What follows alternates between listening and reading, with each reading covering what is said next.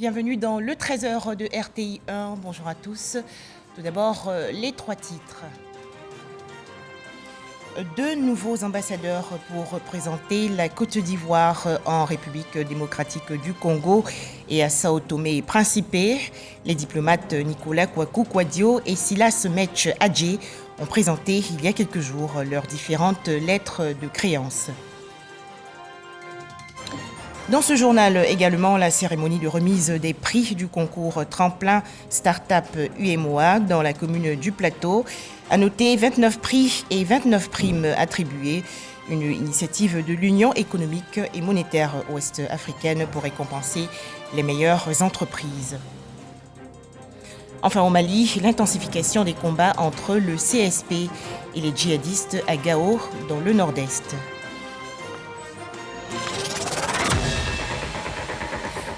Deux nouveaux ambassadeurs ivoiriens représentent désormais leur pays, la Côte d'Ivoire, en Afrique centrale, notamment en République démocratique du Congo et à Sao Tomé et Principe. Il s'agit de l'ambassadeur Nicolas Kwaku-Kwadio et de l'ambassadeur Silas Metch Adjé. Ces deux diplomates ont présenté récemment leurs différentes lettres de créance. Les précisions de Abou Sanogo. Kwaku-Kwadio Nicolas est le tout nouvel ambassadeur extraordinaire et plénipotentiaire de Côte d'Ivoire près la République démocratique du Sao Tomé et Principe, avec résidence à Libreville au Gabon. En vue d'exercer pleinement sa mission, Kwaku-Kwadio Nicolas a remis ses copies figurées à Edith Dacosta Tenjoa, ministre des Affaires étrangères, de la coopération et des communautés, avant de se rendre au palais présidentiel pour présenter ses lettres de créance à Carlos Manuel Villanova, président de la République démocratique du Sao Tomé et Principe. Moment d'échange et de passage en revue des relations de bonne coopération entre la Côte d'Ivoire et Sao Tomé et Principe. Kwaku-Kwadio Nicolas a exprimé la disponibilité du gouvernement ivoirien à favoriser les visites des hautes personnalités entre les deux pays et développer les échanges commerciaux. Metch Adjé Silas est le nouvel ambassadeur de la République de Côte d'Ivoire près la République démocratique du Congo. Il a présenté les copies figurées de ses lettres de créance au vice-premier ministre, ministre des Affaires étrangères et de la coopération internationale, Christophe Lutundula Apala. Ensemble, ils ont évoqué la longue tradition de coopération entre la Côte d'Ivoire et la République démocratique du Congo. En Côte d'Ivoire, la récente visite du futur pôle de formation destiné aux jeunes entrepreneurs ivoiriens travaillant dans le digital. Le ministre de l'Enseignement technique, de la formation professionnelle et de l'apprentissage, le docteur Kofi Nguessan, et les responsables du programme des Nations Unies pour le développement étaient donc le 25 mars dernier sur le chantier dans la commune de Cocody. Les précisions de Franck Kwadio. Cocody lycée technique d'Abidjan. Bien perceptible, le son des outils sur ce chantier en travaux est justement le représentant résident du PNUD et le ministre de l'Enseignement technique, Dr Kofi Nguessan, visitent les lieux. C'est le futur pôle de formation à l'innovation technologique pour jeunes entrepreneurs digitales, un projet soutenu par le programme des Nations Unies pour le développement PNUD. Et donc la réhabilitation de ce bâtiment ce matin, pour nous, démontre bien la volonté du gouvernement de faire une réalité de cette insertion socio-économique des jeunes. Nous avons identifié 6 pôles d'innovation que nous allons appuyer. Et donc nous commençons avec le lycée technique de Cocody. Et nous avons déjà une partie des équipements high-tech dernier cri qui est disponible et nous allons complémenter au fur et à mesure que nous avançons. Nous voulons absolument que les jeunes de la Côte d'Ivoire soient créatifs, soient inventeurs. Ce centre est né d'un accord de partenariat signé en juin 2021 entre les Nations Unies et la Côte d'Ivoire, les ministères de la promotion de la jeunesse et des PME, en plus de l'enseignement technique, sont engagés. Il s'agit d'appuyer la formation de 100 000 jeunes à travers des start-up. Il y a des jeunes sur le marché du travail qui cherchent des opportunités aujourd'hui, qui ont des opportunités aujourd'hui. L'idée est de mettre à leur disposition cette formation, ces équipements, de les mettre en rapport avec ceux qui sont plus expérimentés qu'eux. Dans ce pôle, on va accueillir des jeunes qui seront formés à l'entrepreneuriat. Des jeunes qui vont ici venir réfléchir sur leurs idées de création d'entreprises. Et des jeunes qui vont rencontrer des chefs d'entreprise ici, dans ce pôle, pour peaufiner leurs idées, avoir des financements et s'installer à leur propre compte. Mais ici aussi, on va renforcer la formation à la digitalisation. Ce pôle de formation dédié à l'entrepreneuriat digital sera disponible, selon les parties prenantes, dans une trentaine de jours. Il s'inscrit dans un projet global de soutien à l'innovation entrepreneuriale des jeunes qui s'étend sur 48 mois d'un coût global de 10 milliards de francs CFA. Un mot à présent sur la récente cérémonie de remise des prix du concours Tremplin Startup UMOA. 29 prix et 29 primes ont été attribués lors de cet événement qui s'est déroulé dans la commune du Plateau en présence des responsables de l'Union économique et monétaire ouest-africaine. Tremplin Startup UMOA récompense ainsi les meilleures entreprises nationales et régionales. Les précisions de Dangui Dangui. L'économie numérique au service de l'agro-industrie. En choisissant ce thème pour la deuxième édition du concours Tremplin Startup UMOA, l'Union économique et monétaire ouest-africaine veut engager les jeunes entrepreneurs à s'intéresser à tous les aspects de cette problématique. Les lauréats de ce concours sous-régional ont reçu leurs prix et primes ce mardi dans les locaux de la Chambre de commerce et d'industrie. Ce prix aujourd'hui, on le reçoit avec beaucoup de fierté et beaucoup de reconnaissance. Il marque des heures, des jours, des nuits de travail acharné pour hisser la Côte d'Ivoire au sommet. Nous ne pouvons qu'être fiers de nous pour ce travail acharné et nous espérons pouvoir faire mieux à l'avenir. Les start-up lauréates bénéficieront d'un dispositif de suivi et d'encadrement mis en place par l'UMOA. L'institution sous-régionale veut créer un écosystème favorable à l'émergence des petites et moyennes entreprises PME. Là, aujourd'hui, on a fait le lien entre l'économie numérique et l'agro-industrie parce que nos États, nos pays sont essentiellement des pays agricoles, mais pour lesquels il faut transformer leur production agricole. L'UMOA a distribué 214 millions de francs CFA aux start-up lauréates pour cette édition, dont 30 millions pour les 4 lauréats ivoiriens. Toutes les initiatives qui sont prises par les jeunes, par les femmes, pour promouvoir donc la création d'entreprises et donc ces initiatives sont encouragées par le gouvernement. La deuxième édition du concours Tremplin Startup UMOA, c'est 29 prix et primes pour un montant total de 214 millions de francs CFA. L'Union économique et monétaire ouest-africaine UMOA veut ainsi soutenir la promotion d'un entrepreneuriat moderne, innovant et insuffler ainsi une dynamique de compétition sous-régionale pour la promotion de l'entreprise. La poursuite en Côte d'Ivoire du programme de renouvellement du parc automobile, projet établi en 2017 pour lutter efficacement contre la vétusté des véhicules et autres accidents de la circulation. Alors bientôt, 3000 nouvelles voitures mises à disposition pour le transport urbain et intercommunal des personnes. Pour ce projet, la Côte d'Ivoire est à l'école du Maroc. En effet, le Fonds du développement des transports routiers a eu récemment une séance de travail à Tanger, dans le nord du Maroc, avec les représentants de constructeurs automobiles français. Le point, Walter Amadou. Offrir des opportunités d'emploi et plus de commodités aux citoyens dans la mobilité quotidienne, lutter contre la pollution et les accidents de la circulation, souvent mortels, dans lesquels sont impliqués les véhicules âgés, des stratégies pour une modernisation du secteur du transport routier. C'est l'un des programmes auxquels le président de la République, Alassane Ouattara, attache du prix. Le ministre des Transports, Amadou Koné, l'a fait savoir à ses collaborateurs. Il multiplie des rencontres au Maroc afin de s'inspirer de l'exemple chérifien. Il s'agit ici de voir de plus près le modèle marocain de renouvellement du parc automobile. Le directeur général du Fonds du développement des transports routiers prend part à cette séance de présentation à Tanger. Notre présence à Tanger répond à la vision de son Excellence Monsieur le Président de la République d'établir un partenariat sud-sud avec le Maroc qui est décliné par Monsieur le ministre des Transports Amadou Koné sous la direction de Monsieur le Premier ministre, chef du gouvernement.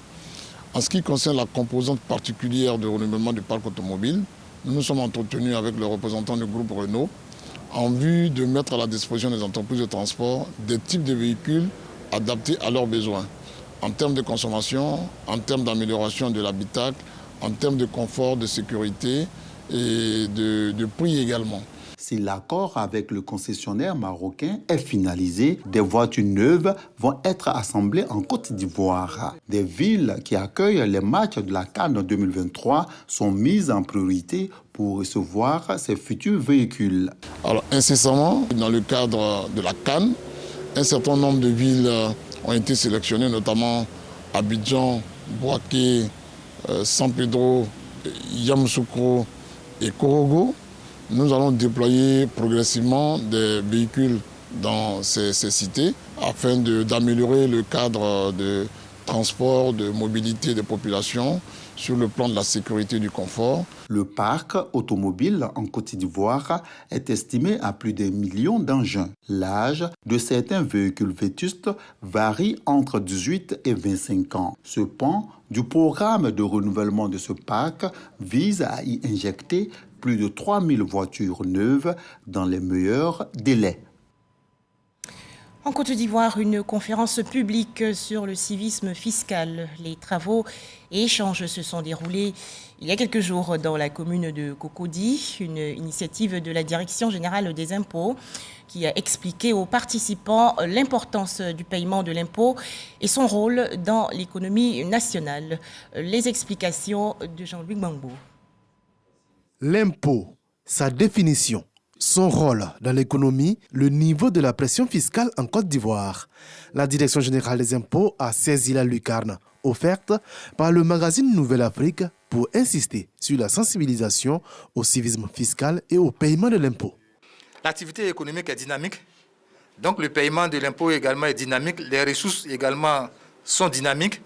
Et donc, c'est cette relation-là que nous voulons que ça continue à être établi pour que les différents objectifs qui sont assignés à la Direction générale des impôts chaque année par le gouvernement soient effectivement atteints et voire même dépassés pour pouvoir permettre, n'est-ce pas, à l'État de faire face à ces charges de fonctionnement, à ces charges d'investissement.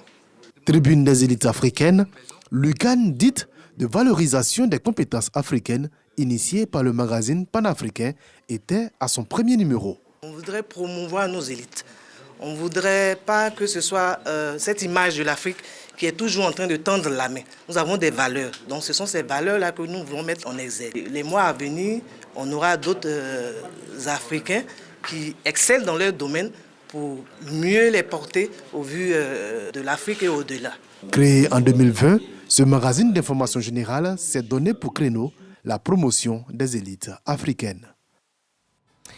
Attention au coronavirus, sans la vaccination ni le respect des gestes barrières, nous risquons de laisser notre peau.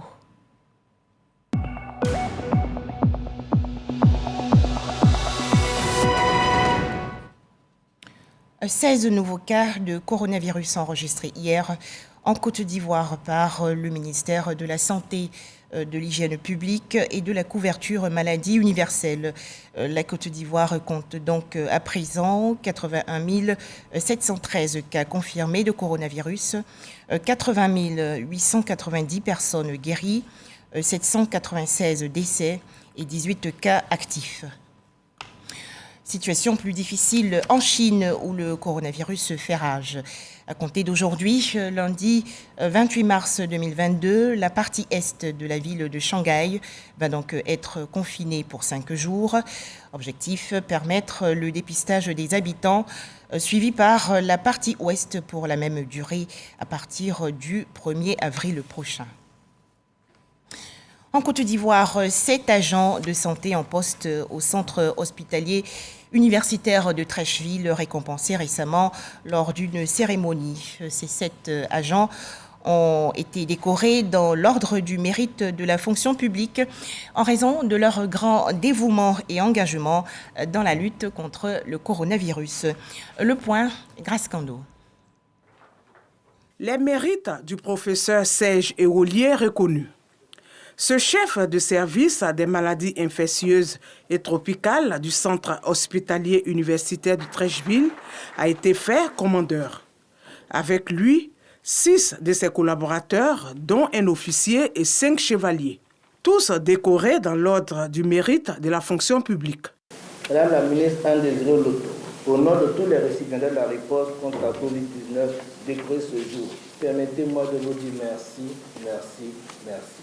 La qualité des soins signifie le sacrifice, signifie d'allier les aptitudes qu'ils ont, parce que nous sommes formés pour être de bons agents de santé, mais aux attitudes. De jour et de nuit, nous sommes tous présents pour pouvoir répondre aux besoins des patients et de la population. Pour le ministre de la Santé et de l'Hygiène publique, la décoration de ces 7 agents du service des maladies infectieuses sous-tend 3 valeurs. La première valeur traduit le dynamisme de notre société. En effet, les décorations veillent à stimuler les énergies individuelles, notamment des plus jeunes à suivre l'exemple de leurs aînés. La deuxième des valeurs, c'est de servir d'exemple. La troisième valeur traduit l'unité et le succès. Ces médailles sont un signe d'encouragement, selon la ministre de la Fonction publique et de la modernisation de l'administration. Chers récipiendaires, soyez-en fièrement remerciés. Merci pour votre engagement, votre dévouement, votre sens élevé de la patrie. Que cette reconnaissance soit pour vous un autre facteur de motivation. Qu'elle paraisse comme un encouragement à continuellement vous distinguer par ces valeurs que vous incarnez. Pour Anne-Désirée Ouloto, cette action s'inscrit dans le cadre de la promotion du concept fonctionnel nouveau qui vise l'excellence dans son domaine d'activité. Bouaké, dans la région centre du pays, accueille actuellement une campagne de sensibilisation à l'endroit des collégiens et lycéens. Objectif, mettre fin à la violence et à la toxicomanie dans les établissements scolaires. C'est une initiative des autorités judiciaires de la ville. Les explications de Charles Tatou de RTI Bouaké. La violence en milieu scolaire prend une proportion inquiétante. Ce phénomène perturbe les années scolaires. On assiste à des bagarres rangées d'élèves dans les écoles. Plus lamentable, ces enfants n'ont même plus de respect envers leurs formateurs et autres personnes du même âge que leurs géniteurs. Certains, transformés en bandits, volent et agressent les honnêtes citoyens. Ce comportement désagréable serait dû à la consommation de la drogue. Le comble, sous l'effet de l'alcool et des stupéfiants, ils anticipent les congés scolaires. Les autorités judiciaires de la ville de Bouaké ne restent pas indifférents à l'ampleur de ce fléau. Le procureur de la République prête le tribunal de première instance de Bouaké et ses collaborateurs dans les lycées et collèges pour une campagne de sensibilisation sur les conséquences des violences. Le lycée Belleville, première étape de la tournée. Il serait bon de pouvoir faire en sorte qu'ils maîtrisent ce qui peut leur arriver quand ils posent des actes qui ne sont pas bons. À l'école primaire, il y a eu un assassinat. 3 élèves qui ont poignardé un autre élève. Il faut dire que les responsabilités sont beaucoup partagées. Nous, notre devoir, c'est de former l'enfant. Mais les parents aussi ont un devoir. Ils ont une grande responsabilité. Les élèves qui sont en détention au niveau de la maison d'arrêt et de correction de Bouaké, nous en avons 7. Voilà, il y en a qui sont poursuivis pour escroquerie portant sur 6 100 000 francs. Il y en a qui sont poursuivis pour vol en réunion avec violence portant sur 15 000 et un téléphone portable. La sensibilisation semble porter. Il y a beaucoup de personnes qui me suivent. Et tous, donc si moi j'ai décidé de changer, ils savent aussi, eux ils vont changer aussi. Il a fait parler de machette, parler de couteau, il a fait tout. Je vais changer parce que maman est pauvre. Mon père n'est plus. Mon grand frère est là aussi, donc je dois aider maman. Après Belleville, les autorités judiciaires seront dans le lycée Guibo pour la sensibilisation sur les textes de loi réprimant les violences. Retour dans le district d'Abidjan. Le ministère de l'Éducation nationale et de l'alphabétisation au chevet de l'institutrice qui avait subi récemment une agression physique de la part d'un parent d'élève. C'était à l'école primaire publique Gendarmerie 4 dans la commune d'Abobo. Pour en parler, Patricia Etia. Visite de réconfort et de compassion ici au groupe scolaire Gendarmerie 4 d'Abobo-Avocatier, le lieu même où s'est passée l'agression de Mme Zakwan Takwe, institutrice, par un parent d'élève. À la tête de la délégation, le directeur de cabinet du ministre de l'Éducation nationale et de l'alphabétisation et tous les membres de la grande famille éducative. Au moment où ces deux dames s'entretiennent, le père arrive dans le bureau, fracas, injures, menaces, coups, une dame enceinte qui tombe sur le ventre, c'est vraiment dramatique. En effet, pour le directeur du ministre de l'Éducation nationale, le nombre d'enseignants agressés dans l'exercice de leurs fonctions par des élèves et certains parents d'élèves est de plus en plus récurrent et préoccupant. Des actes qui portent gravement atteinte à la dignité et à l'intégrité du personnel du secteur éducation-formation. Nous sommes venus apporter notre confort à elle-même, à sa famille, à sa grande famille, pour lui dire que le gouvernement et l'ensemble de la communauté éducative se tiennent à leur côté. Mais nous sommes aussi venus dire notre indignation et condamner fermement ce acte. Pour rappel, le jeudi 17 mars dernier, Zakwan Takwe, institutrice au groupe scolaire Gendarmerie 4 d'Abobo-Avocatier, a été agressée dans l'exercice de ses fonctions. L'enseignante, enceinte de 6 mois, a en charge la classe de CM2 dans cet établissement.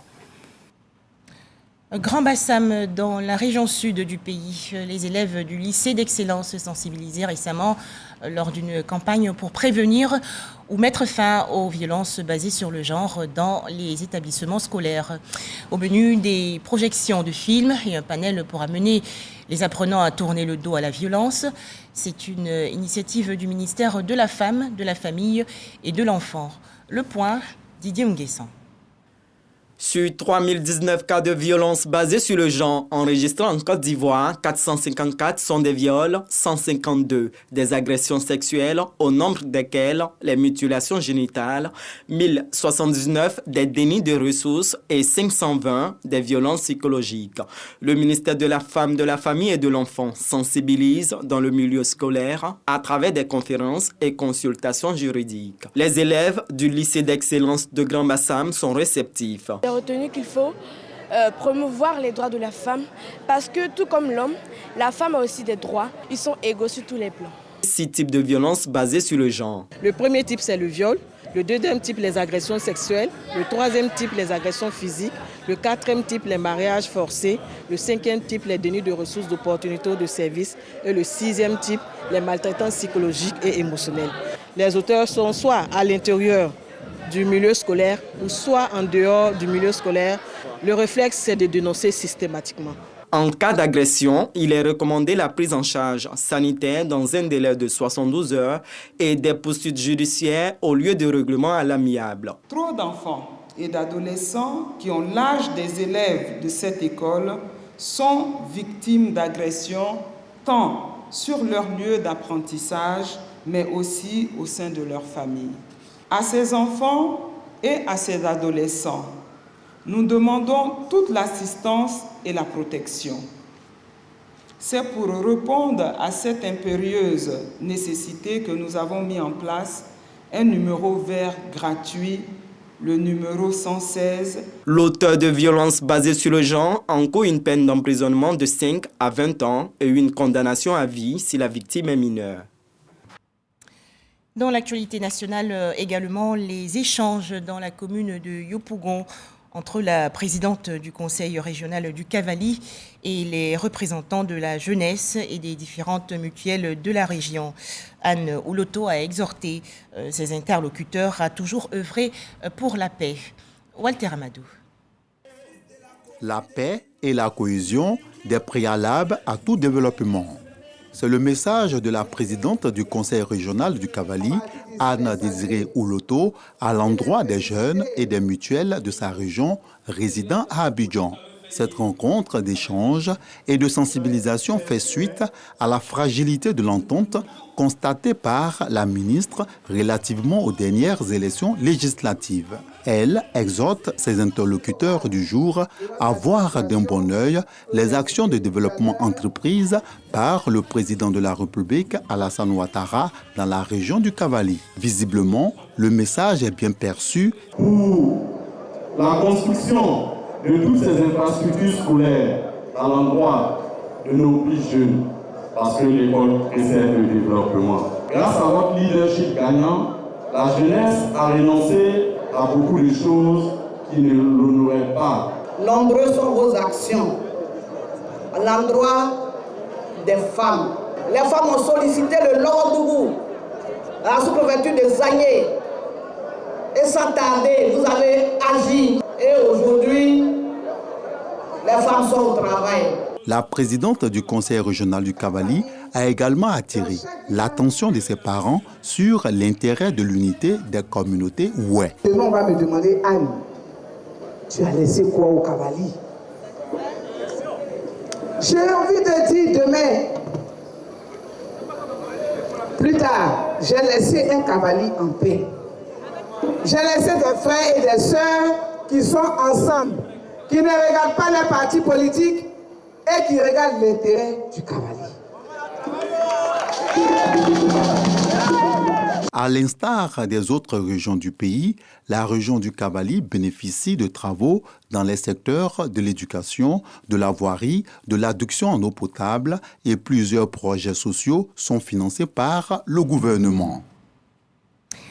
Un plan d'urbanisme pour la ville de Bouaké dans la région centre. Les autorités municipales se sont réunies il y a quelques jours pour élaborer le document. Les détails, Charles Tatou de RTI Bouaké. L'accroissement rapide de la population impose aux grandes villes une adaptation de leur plan directeur d'urbanisme aux réalités du développement. Bouaké n'est pas en reste. À l'initiative du programme d'infrastructures pour le développement urbain et la compétitivité des agglomérations secondaires, PUDUCAS, la commune s'est engagée depuis 2 ans dans ce processus d'un plan d'urbanisme de détail. Il s'agit de faire un diagnostic permettant de relever les insuffisances et d'autres préoccupations. De même, faire des propositions d'aménagement dans certains quartiers. Les populations ne doivent pas s'inquiéter. Nous allons leur apporter des commodités nécessaires pour vivre de façon plus confortable. La présente rencontre de toutes les parties prenantes vient pour la validation des résultats des travaux effectués. Nous suggérons qu'on puisse consolider les titres de propriété du Sénégal, qu'on puisse garder cette verdure à l'intérieur de la ville, parce que ça aide à lutter contre le dérèglement climatique. En ce qui concerne le camp pénal, qui est pratiquement en vide, on a suggéré qu'elle soit déplacée. Parce que les équipements de sécurité doivent respecter un certain nombre de normes. C'est-à-dire, tout autour de ces camps-là, il doit y avoir des servitudes. Nous constatons que ces équipements sont pratiquement collés aux habitations. Et ce n'est pas du tout bon ni pour la population, ni pour l'équipement. Ce plan d'urbanisme de détail fait suite au plan directeur d'urbanisme de la ville de Bouaké. Il concerne donc les quartiers précaires, les zones d'extension et les sites requalifiés. Et pour mettre fin à l'actualité nationale, le lancement de la 51e édition de la Semaine culturelle et sportive de l'enfant de troupe à l'école militaire préparatoire technique EMPT de la commune de Bingéville. Orphée Conan et Abou Sanogo. L'EMPT, l'école militaire préparatoire technique de Bingéville, s'ouvre au grand public. Lancement de la 51e semaine culturelle et sportive de l'enfant de troupe. Objectif, renforcer les liens de fraternité avec les autres établissements, les enfants de troupe, mais aussi faire connaître l'école en ouvrant ses portes à l'extérieur. Festivités marquées par des danses et des jeux.